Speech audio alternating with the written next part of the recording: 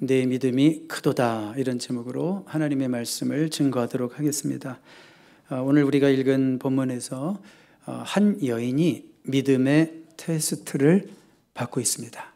한 여인이 믿음의 시험을 받고 있습니다. 여러분, 시험은 즐겁지 않죠? 언제 봐도 시험은 즐겁지가 않고 긴장이 되고 떨립니다. 존 오트버그 목사님이 그의 책에서 아주 특별한 시험을 소개했어요. 아주 특별한 시험, 조류세요. 조류학 강의를 들은 대학생 이야기를 소개하고 있습니다. 그 학생이 한 학기 강의를 다 듣고 이제 학기 말 시험을 보게 되었는데 아주 나름 최선을 다해서 공부했습니다. 그 시험장에 딱 교실에 들어갔는데 교수님이 보통 시험지를 주시는 것이 아니라 교실 벽에다가 25종류의 새의 발을 사진 찍어가지고 25종류의 새의 사진을 붙여놓고 발만 보고 무슨 새인지 맞춰봐. 이게 시험이었어요. 조리학 강의 학기 말 시험. 이 학생이 너무 화가 났어요. 왜냐하면 교수님이 그런 힌트를 주시지도 않고 문제를 이렇게 냈기 때문에. 물론 텍스트북을 아주 꼼꼼하게 읽으면 맞힐 수는 있지만 너무 화가 났어요. 그래가지고 무슨 문제가 이래요? 저 이 시험 안 봐요. 응할 수가 없습니다. 그랬더니 교수님이 뭐라고 그러시냐면 너 이 시험 안 보면 낙제야. 괜찮아요. 마음대로 하세요. 그래서 화가 나가지고 교실 밖으로 나가려고 하는 학생에게 우리 교수님이 물어요. 그래, 좋아. 자네 낙제야. 근데 자네 이름 뭔가? 교수님이 화를 내면서 소리를 질렀어요. 그러니까 학생이 나가다 말고 교수님께 와서 빤히 쳐다보면서 갑자기 바지를 무릎까지 걷으면서 양말을 벗고 발을 보여주면서 이것만 보고 제 이름 맞춰보세요. 웃자고 한 얘기를 또 무슨 얘기인가 하고 심각하게 듣는 분은 안 됩니다. 자, 오늘 시험 얘기이기 때문에 오늘 본문에서 예수님은 시험 문제 출제자로 등장하고 계십니다. 시험 문제 출제자. 그리고 그 시험에 응하는 한 여인이 있어요. 우리 한번 그 현장으로 이제 가보겠습니다. 21절 볼까요? 예수께서 거기서 나가서 두로와 시돈 지방으로 들어가시니, 그렇게 돼 있죠? 두로와 시돈 지방. 자, 두로는 지금 예수님이 있는 데가 갈릴리입니다.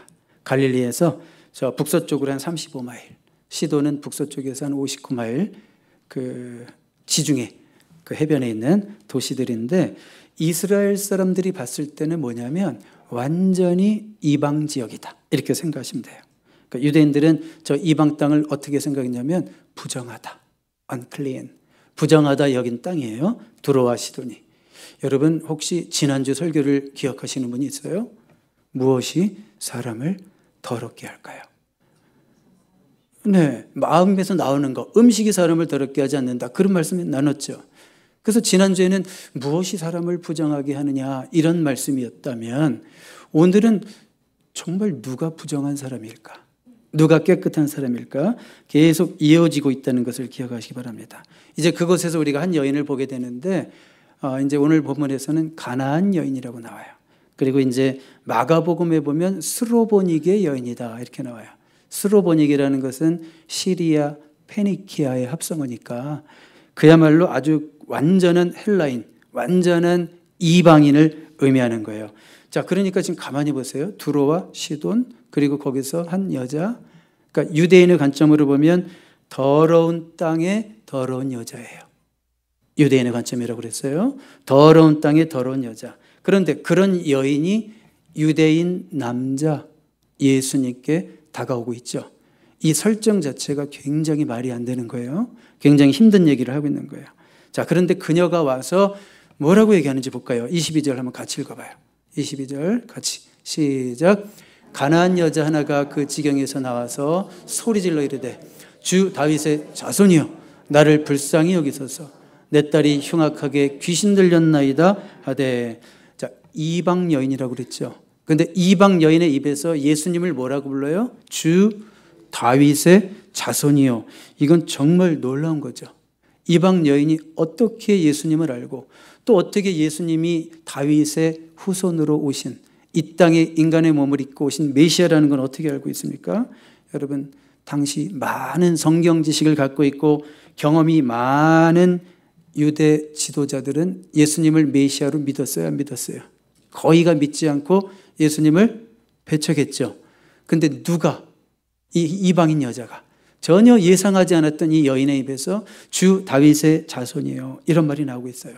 당시 완악한 종교 지도자들과 이 여인의 믿음을 지금 성경 기자는, 마태는 대조하고 싶은 생각이 있는 거예요. 정말 믿음이 어디서 나오는지 봐라. 누구의 입에서 진짜 믿음이 고백되고 있는지 봐라. 지금 그걸 대조하고 있는 거죠. 정말 뭐 교회 생활에 오래 익숙해진 자의 입에서 진짜 믿음이 나오는지, 아니면 예수 감 믿고 교회 나온 지 2개월, 1개월밖에 안 됐어도 그의 입에서도 진짜 예수님을 향한 진정한 고백이 나오는지 한번 봐라. 우리에게 도전하는 말씀일 수도 있는 거예요. 여러분, 다윗의 자손 예수여 그러면서 뭐라고 그래요? 나를 불쌍히 여기소서. 내 딸이 흉악하여 귀신 들렸나이다. 여러분, 귀신 들리는 사람은 딸이에요, 엄마예요? 그런데 누구를 불쌍히 여겨달래요?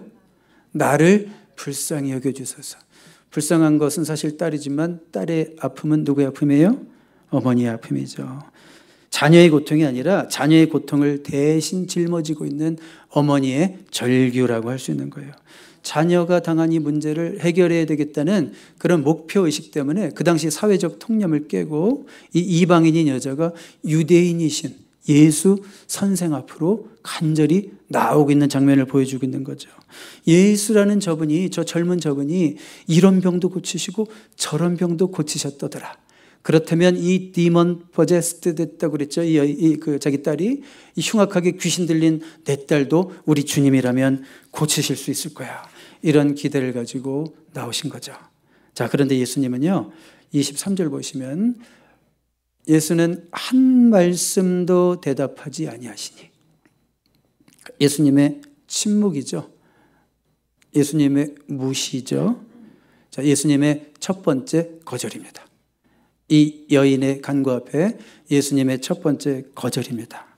예수님답지 않죠. 예수님답지 않게 냉담해 보이지 않습니까? 예수님의 의도적인 침묵입니다. 뭐라고 그랬습니까? 제가? 예수님의 의도적인 침묵이에요. 이 상황이 지금 예수님이 여인에게 행하시는 특별한 테스트다라는 것을 계속 놓치시지 마시기 바랍니다. 그러니까 제자들이 나서죠. 제자들이 와서 청하여 말하되 이 여자가 우리 뒤에서 소리를 지르오니 그를 보내소서. 뭐냐면 she kept asking, she kept crying out. 계속 그러니까 너무너무 제자들이 성가신 거예요. 귀찮은 거예요. 그러니까 주님, 어차피 도와주실 거라면 빨리 도와주시고 어떻게 좀 해보세요. 아주 귀찮아 죽겠습니다. 저 여자요 아마 포기하지 않을 것 같습니다. 가만 보니까 지금 그렇게 얘기하는 거예요. 제자들에게는 긍휼의 마음이 있어요, 없어요? 전혀 없죠. 어떤 면에서 제자들도 지금부터 시험을 당하고 있어요. 긍휼의 시험을. 자, 예수님이 이제 말씀하십니다. 24절로 가보세요. 예수께서 대답하여 이르시되 나는 이스라엘 집에 잃어버린 양 외에는 다른 데로 보내심을 받지 아니하였노라. 자, 예수님의 두 번째 거절입니다. 나는 이스라엘 집에 잃어버린 양, 나는 Jews first, 나는 유대인에게 먼저 보내심을 받았지 아직까지는 너희들에게 갈 수 있는 시기가 아니다. 그 얘기예요, 사실은. 그러니까 나는 너를 위해서 지금 할 일이 없어. 두 번째 예수님의 거절이죠. 이게 예수님의 선교 원칙이 맞습니다. 성경을 보시면 나는 먼저 이스라엘 집에 잃어버린 양에게로 보내심을 받았어요. 예수님은 먼저 그 당시 많은 유대 종교인들에게 유린당하고 있던, 정말 영적으로 엉망이 되어 있던 유대인들을 먼저 구원하시기 위해서 이 땅에 오신 메시아가 맞습니다. 그러니까 예수님의 선교 원칙이에요. Jews first, Gentiles next. 그 다음에 이제 이방인이죠. 자, 이렇게 예수님이 분명히 거절하셨는데 이 성경을 원어로 보니까 헬라어 원문에는 문장이라는 게 원래 마침표가 있어야 되잖아요. 나는 이스라엘 집에 잃어버린 양 외에는 다른 데로 보내심을 받지 아니하였노라 하고 마침표를 찍어야 되는데 마침표가 없어요. 마이클 그린이라는 학자는요, 어쩌면 이것은 마침표가 아니라 원래 히브리 헬라어 보면 구두점, 마침표 막 이런 게 없거든요. 그러니까 마이클 그린이라는 학자는 뭐라고 해서 그러냐면 혹시 예수님이 물음표를 달으신 것이 아닐까? 말하자면 이거죠. 나는 오직 이스라엘에게만 보내심을 받았는가? 라고 하는 예수님의 조용한 독백일 수 있었다는 거예요. 그러니까 예수님이 지금 그 상황에서 내가 지금 이 순간 정말 유대인들에게만, 하나님의 백성들에게만, 이스라엘 집의 어린 양에게만 보내심을 받았는가? 이렇게 물음표를 찍을 가능성이 있다는 거예요. 자, 그러니까 이 마이클 그린의 해석이 맞다면 예수님은 지금 이방 여인을 외면하면서도 그 마음 깊은 곳에는 긍휼의 떨림이 있는 거죠. 물론 내가 유대인을 위해서 먼저 부르심을 받았지만 이렇게 간절히 외치는 이 여인 앞에서 내가 외면해야 되겠는가? 이런 식으로 예수님도 약간의 갈등을 했다. 이런 식으로 보는 거예요. 좀 이해가 가세요? 네, 공감이 좀 갑니까? 자, 그러니까요, 한 영혼의 간절한 부르짖음 앞에서 자신의 원칙까지도 재고해 보시는 우리 예수님의 긍휼하심을 보는 거예요. 여러분, 어떤 분 그러죠. 난 죽어도 원칙을 안 꺾어. 근데 원칙을 꺾지 않는다는 것이 그 사람이 편협하다는 뜻일 수도 있어요. 한편으로는. 그리고 그 사람이 사랑이 부족하다는 뜻일 수도 있어요. 우리는 원칙을 지키기 위해서 노력을 하지만 어떨 때는 원칙까지도 무너뜨릴 수 있는 용기가 필요한 거예요. 사람은. 토요일 밤 9시가 되었습니다. 토요일 밤 9시가 되었습니다. 저에게는 설교 마무리를 위해서 그 무엇과도 타협할 수 없는 시간이죠. 따르르르릉, 옛날엔 그렇게 전화가 왔죠. 전화가 왔습니다. 목사님, 제 마음이 너무 힘들어요, 지금. 목사님, 지금 꼭 차 한 잔 마실 수 있을까요? 제 얘기를 들어주실 수 있을까요? 죄송하지만 설교 준비를 마무리하는 시간이라. 이렇게 대답할 수 있을까요? 없을까요? 이렇게 대답해 본 적 한 번도 없었죠. 왜 그럴까요? 한 영혼의 아픔을 헤아린다면 나의 원칙이라도 제고하게 되는 거죠. 그게 바로 예수님의 정신이죠. 그렇게 해서 그분을 만났어요. 이번 주 얘기는 아니에요. 그분을 만났어요. 밤 12시까지 얘기를 들어줬어요. 집에 왔어요. 설교 정리할 시간이 없어요. 너무 피곤해서. 자버렸어요. 원고를 주님이 꿈에서 써주시던데요. 무슨 말씀인지 아시겠죠? 자, 다음날 주일 설교는 소홀하지 않고 주님이 내용까지 채워주시는 걸 경험했습니다. 자, 그러니까 원칙을 지키는 게 너무 중요하죠. 그렇지만 내가 원칙을 지켜서 그 영혼이 죽느냐 사느냐의 문제가 있다면 그때는 내 원칙을 제고할 수 있는 그런 용기가 필요한 거죠. 쉽지 않은 겁니다. 원칙자들에게는 진짜 쉽지 않은 겁니다. 나는 내가 이 소신 가지고 살았는데 내 이 원칙을 꺾어야 돼? 이게 내 신념인데 꺾어야 돼? 쉽지 않은 거예요. 그런데 예수님도 어쩌면 그런 갈등을 하셨다. 그런 말씀이에요. 자, 이 여인은 어쨌든 거절은 거절이에요. 어쨌든 예수님이 갈등을 하셨건 단호하게 나는 이스라엘 집에 잃어버린 양 왜 다른 데로 버리심을 받지 않았어. 마침표이든 어쨌든 거절은 거절입니다. 자, 이 거절 앞에서 이 여인은 포기하지 않았다는 거예요. 더 가까이 오고 있어요. 25절 보세요. 25절 보시면 여자가 와서 이거는 더 이제 come closer 더 가까이 온 거예요. 예수께 절하며 이르되 주여 저를 도우소서. 뭐라고 얘기하고 있어요? 처음에는 주여 나를 불쌍히 여기소서 그랬고 지금은 뭐라고 그래요? 주여 저를 도우소서. 저는 이게 기도의 핵심이라고 봅니다. 기도의 핵심은 뭐냐면 주님 나를 불쌍히 여기시고 주님 나를 도와주세요. 주님 나를 도와주세요. 이게 진짜 기도입니다. 말을 많이 한다고 항상 좋은 기도는 아닙니다. 기도가 길든지 짧든지 진심으로 주님께 도움을 요청하는 게 기도예요. 진심으로 주님께 도움을 요청하는 거. 여러분 순간순간 우리가 살다 보면 아주 중요한 순간을 만나고 중요한 사람을 만나고 뭔가 중요한 결정을 해야 되고 그런데 긴 시간은 없어요. 나에게 주어진 시간은. 그 짧은 시간에도 간절하게 기도할 수 있어요. 뭐라고 기도할 수 있어요? Lord, help me. 주님 도와주세요. 이렇게 기도할 수 있는 거예요. 누군가의 그 짧은 기도는 굉장히 강렬해요. 왜요? 내 삶의 모든 것을 들여서 그 말을 하기 때문에. 주님만을 전적으로 붙드는 의지함이 있기 때문에 누군가에는 그 짧은 기도가 강력할 수가 있어요. 그리고 주님 나를 도와주세요라고 한 다음에 병원에 가든지, 주님 나를 도와주세요라고 하고 그 사람을 만나든지, 그러면 하나님께서 좋은 열매를 주실 줄 믿습니다. 이렇게까지 절하며, 절했다는 것이 뉴 킹제임스 버전에는 worship이라고 번역을 했고, 뭐 다른 번역들에서는 주로 kneel before me 뭐 이런 식으로 어쨌든 무릎을 꿇었죠. 정말 이방인이 뭐 예수라는 자 알지도 못하는데 오자마자 막 예배하는 자세로 이렇게까지 하는데도 우리 예수님이 정말 여인에게 충격적인 얘기를 하시죠. 26절. 많은 분들이 이 부분에서 예수님께 실망합니다. 대답하여 이르시되 자녀의 떡을 취하여 개들에게 던짐이 마땅하지 아니하니라. 세 번째 거절입니다. 예수님의 세 번째 거절입니다. 자, 여러분, 자녀의 떡이라는 건 뭐예요? 자녀는 바로 유대인을 말하는 거죠. 아까 잃어버린 하나님의 그 양들, 그 자녀의 떡을 취하여, 개들은 뭐예요? 개들은 그 당시 유대인들이 이방인들을 멸시하는 투로 할 때 했던 말들이 저 이방인들은 개, 이렇게 얘기를 했죠. 그러니까 예수님은 내 민족의 자녀들이 먹어야 되는 이 떡을, 그 혜택을 너 이방인에게 주는 것은 마땅하지 않다. 이건 뭐예요? 모욕적인 말 같이 들리지 않습니까? 충격적인 말이죠. 자, 물론 예수님이 여기서 개라는 단어의 원어를 선택하실 때 퀴나리온이라는 단어를 썼어요. 그러니까 유대인들에게는 개가 두 종류의 개가 있어요.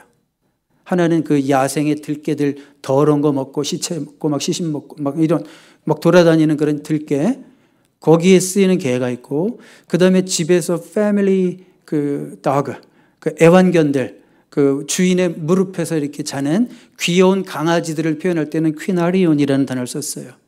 그러니까 예수님은 그래도 퀴나리온이라는 단어를 써서 다소 그래도 분위기를 너무 심각하게 하시진 않았지만, 어쨌든 여인은 뭐가 된 거예요? 사람이 아니라 강아지가 됐죠.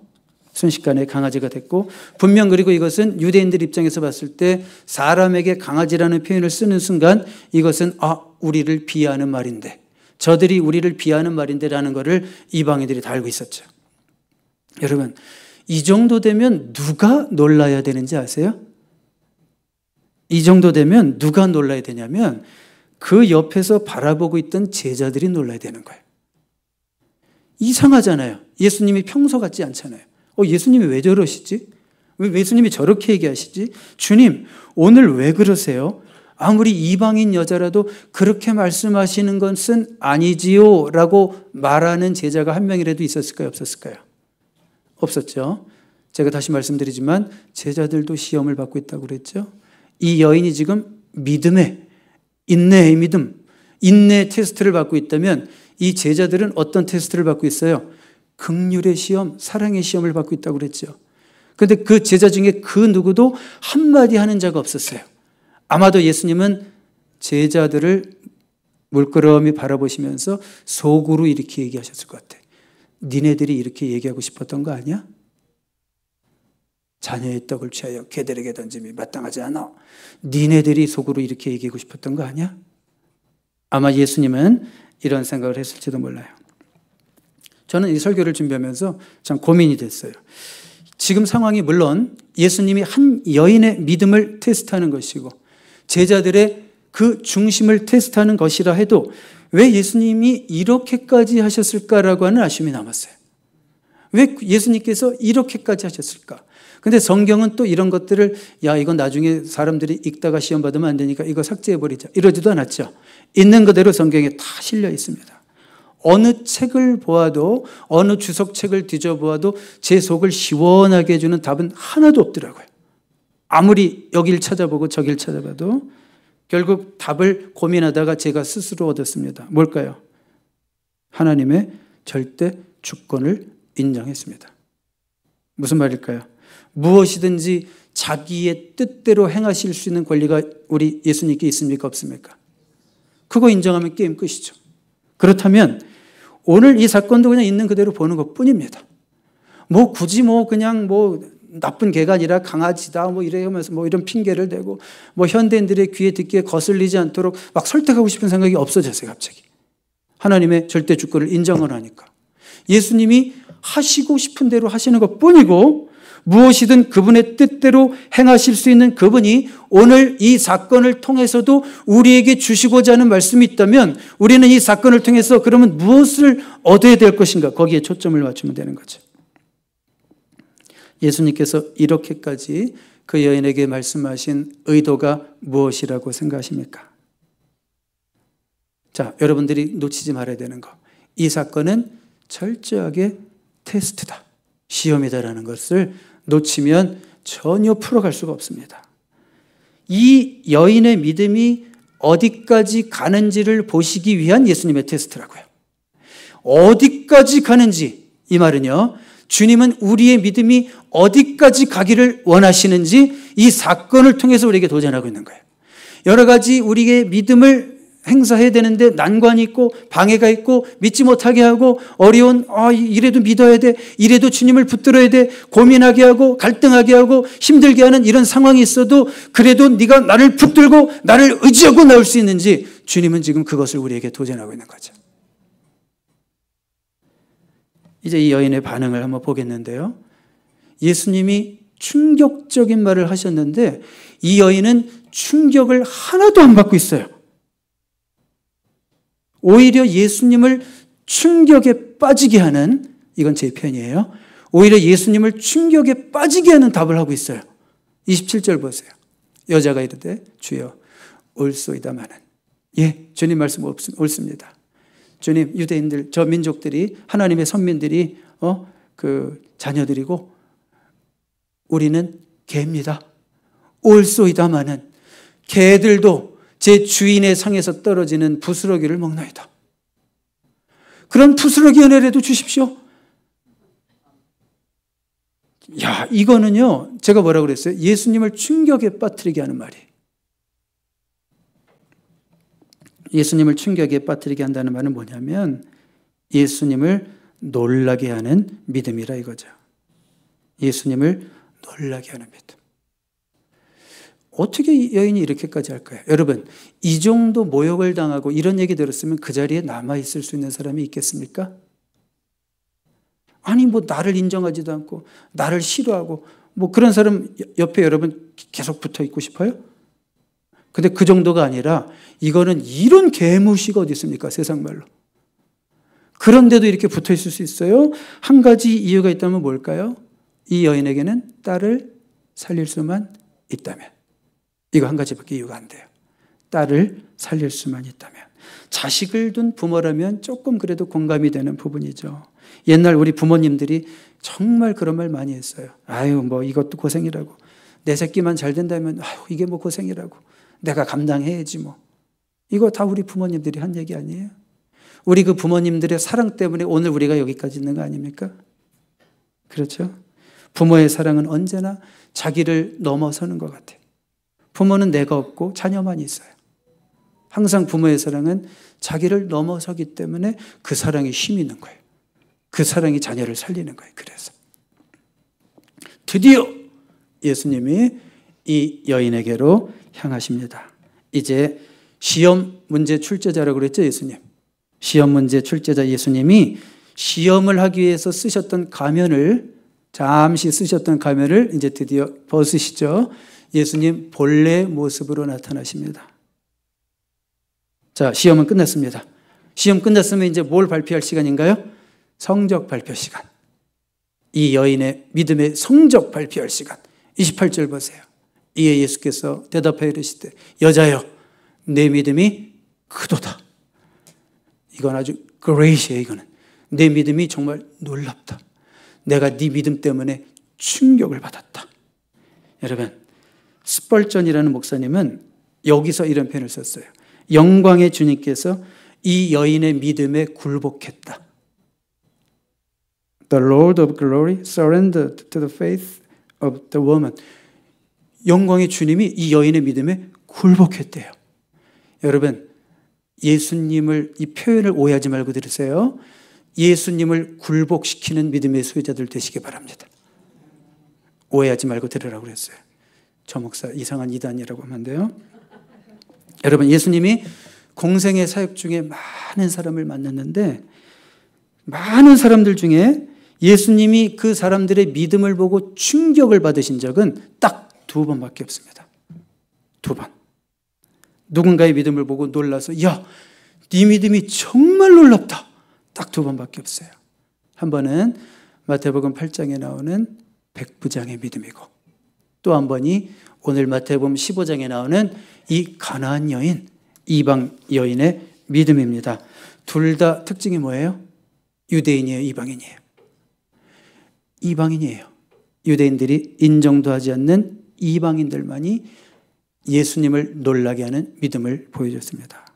하나님을 오래 믿었다고 하는, 하나님을 안다고 하는 유대인들 중에는 예수님을 감동시킬 만한 믿음의 소유자가 한 명도 없었어요.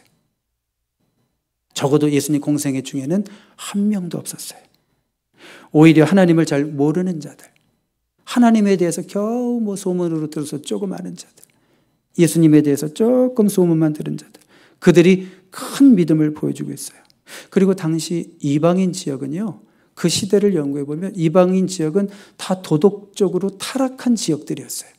그러니까 이방인이라고 하는 것은 그들이 어떻게 살았는지가 그냥 답이 나오는 거예요. 그들이 바른 삶을 살았다는 자들이 아니라는 거죠. 도덕적으로 문제가 많은 자들이라는 거죠.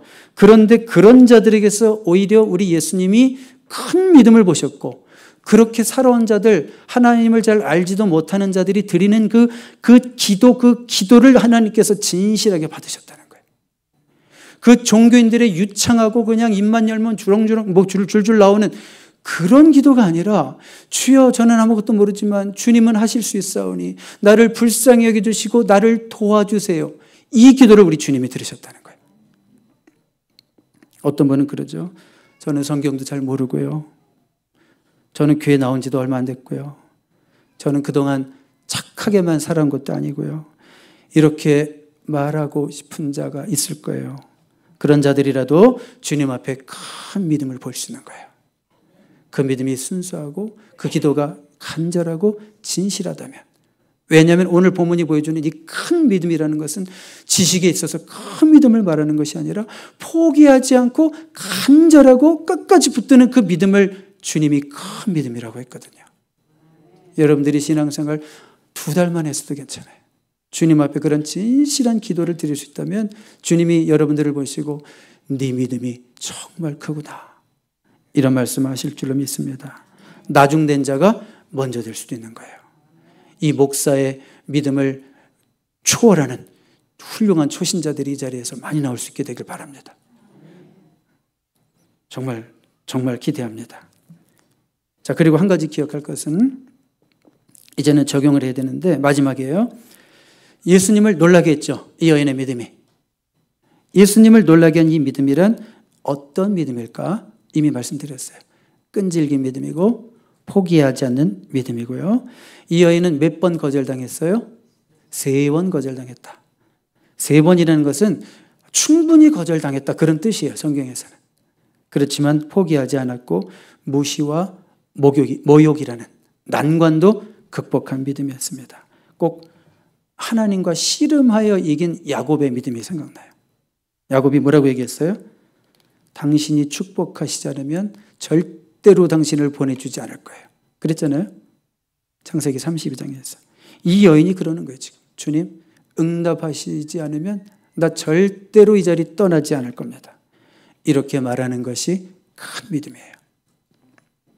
그리고 이 여인의 믿음이 자식을 향한 사랑에서 비롯되었다는 것도 꼭 기억하십시오.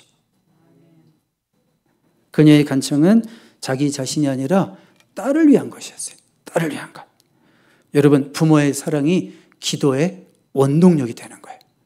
나 기도할 줄 몰라요. 그런 분들도 다 기도할 수 있어요. 언제요? 자식만 생각하면 돼요. 자식을 생각하면 이 자식이 어떻게 되기를 바라는 마음이 너무 있어요, 내 안에. 그거 그냥 하나님께 얘기하면 되는 거예요. 하나님, 나 내 자식이 이랬으면 좋겠어요.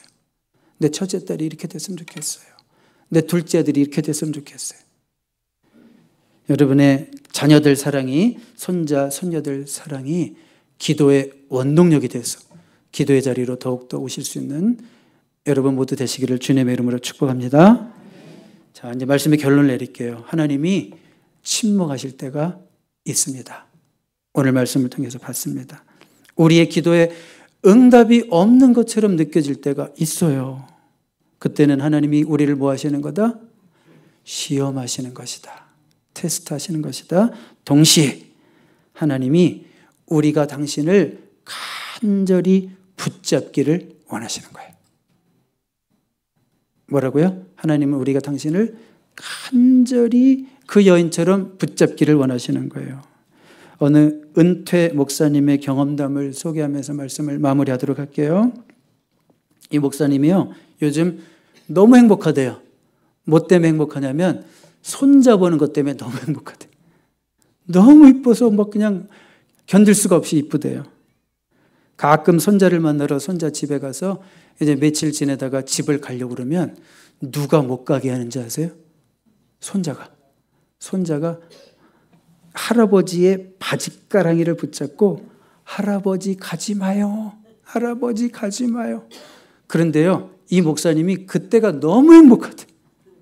내 바짓가랑이를 붙잡고 나와 있기를 원하는 그 손자가 너무 이쁘대요. 그러면서 하시는 말씀이 손자가 바짓가랑이를 붙잡고 가지 마요, 가지 마요. 애원할 때마다 내가 행복하고 저절로 미소가 지어지는 것처럼 하나님도 우리가 그분을 간절히 붙잡고 늘어줄 때 하나님이 미소 짓고 하나님이 기뻐하실 줄 믿습니다.